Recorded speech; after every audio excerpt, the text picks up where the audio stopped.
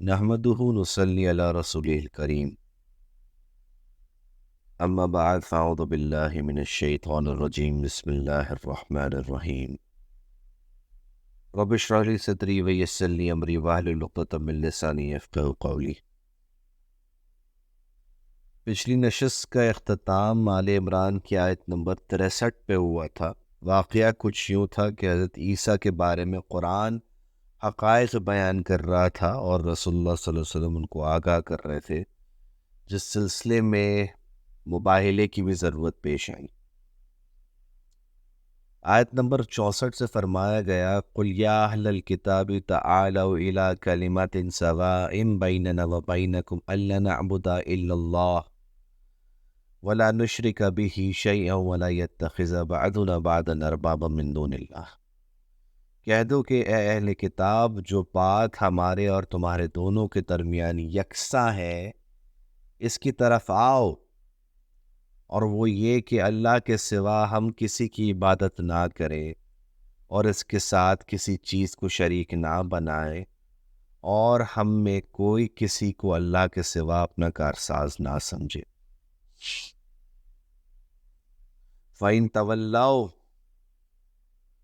اور اگر یہ پھر جائیں، فَقُولُوا اشْهَدُوا بِأَنَّا مُسْلِمُونَ، تو ان سے کہہ دو کہ تم گواہ رہو ہم اللہ کے فرما بردار۔ یا اہل کتاب دونوں کو جمع کر کے بات کی جا رہی ہے، دعوت فکر دی جا رہی ہے کہ جو مشترک کامن عقیدہ ہے یعنی توحید، اس پر آ جاؤ۔ دوسری بات یہ کہ ہم تو اللہ کی اطاعت قبول کر چکے، آپ کو اگر یہ پسند نہیں تو آپ کی مرضی۔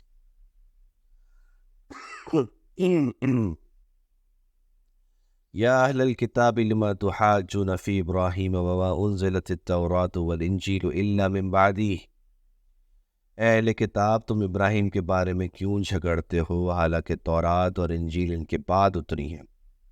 افلا تعقلون، تم عقل نہیں رکھتے؟ تورات بھی ابراہیم علیہ السلام کے بعد نازل ہوئی اور انجیل بھی، یہودیت بھی ان کے بعد کی پیداوار ہے اور کرسچینٹی بھی۔ وہ تو مسلم تھے یعنی اللہ کے فرما بردار، آگے آئے گا۔ ہا انتم ہؤلاء حاججتم فیما لکم بہ علم فلم تحاجون فیما لیس لکم بہ علم۔ دیکھو، ایسی بات میں تو تم نے جھگڑا کیا ہی تھا جس کا تمہیں کچھ علم تھا، مگر ایسی بات میں کیوں جھگڑتے ہو جس کا تمہیں کچھ علم نہیں؟ واللہ یعلم وانتم لا تعلمون، اور اللہ جانتا ہے اور تم نہیں جانتے۔ بے شک ما کان ابراہیم یہودیا ولا نصرانیا ولکن کان حنیفا مسلما، ابراہیم نہ تو یہودی تھے اور نہ عیسائی، بلکہ سب سے بے تعلق ہو کر ایک اللہ کے ہو رہے تھے اور اسی کے فرما بردار تھے۔ وما کان من المشرکین، اور مشرکوں میں سے نہ تھے۔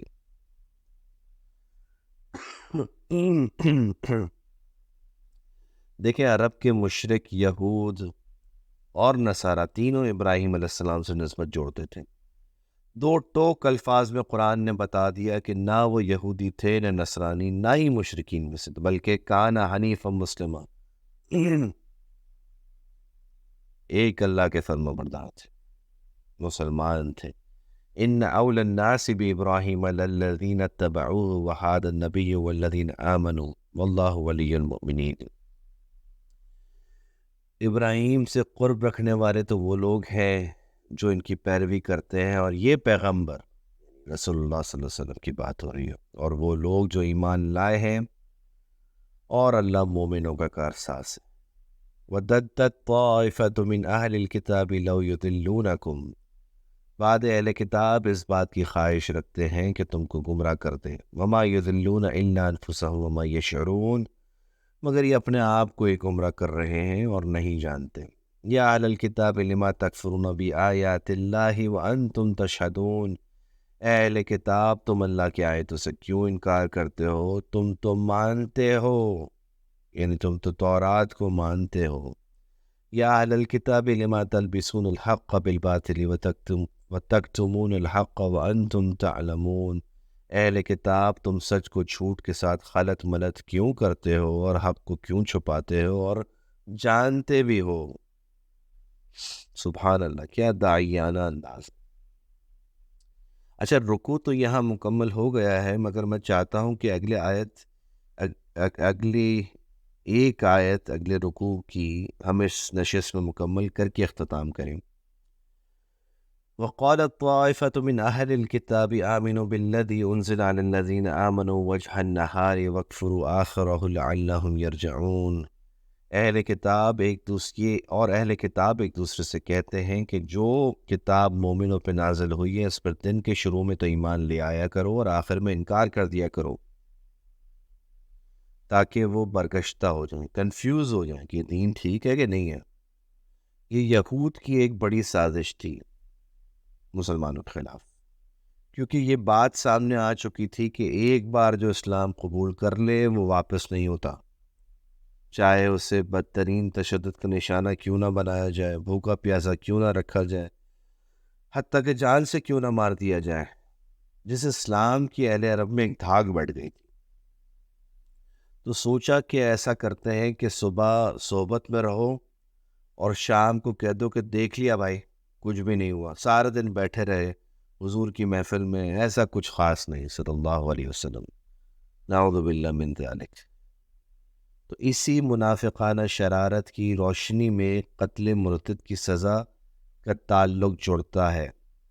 یاد رکھیے گا، یہودیت میں بھی اس عمل کی سزا موت ہے کہ جو شخص ایمان لے آئے اور پھر جائے اسے قتل کر دیا جائے گا. اس بات کی نفسیات کو سمجھنے کی ضرورت ہے کہ اسلامی ریاست کوئی عام مذہبی ریاست نہیں ہے کہ جس کے صرف مائکرو پہلوؤں کو نظر میں رکھا گیا ہو اور جس کی بنیاد صرف چند رسومات اور کسٹمز پر ہو. اسلامی ریاست ایک آئیڈیالوجیکل ریاست ہے، اس کا ایک فرد پورے معاشرے کی اکائی ہے. اسلامی ریاست ایک نظریاتی ریاست ہے، اور ریاست کی جڑوں کو کھودنے والی کوئی بھی شے ہو اس کا ستباب پوری قوت سے کرنا چاہیے. بارک اللہ لی و لکم فی القرآن العظیم ونفعنی و ایاکم وآیاتہ وذکر الحکیم. ذلك الكتاب لا ريب فيه هدى للمتقين